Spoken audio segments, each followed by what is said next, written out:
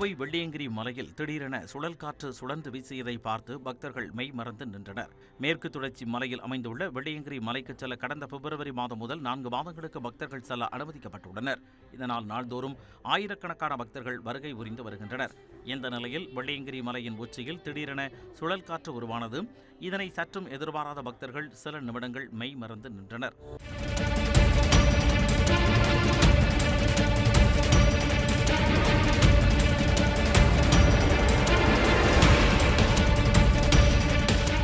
இதனை தங்களது செல்போனில் வீடியோவாக எடுத்த பக்தர்கள் அரிதான நிகழ்வை பார்ப்பதாக தெரிவித்தனர். இந்த சுழல் காற்றை கண்டு பக்தர்கள் மகிழ்ச்சியடைந்தாலும் மலைப்பகுதியில் இதுபோன்ற சம்பவங்கள் நிகழும்போது சற்று கவனமுடன் இருக்க வேண்டுமென வனத்துறையினர் அறிவுறுத்தியுள்ளனர்.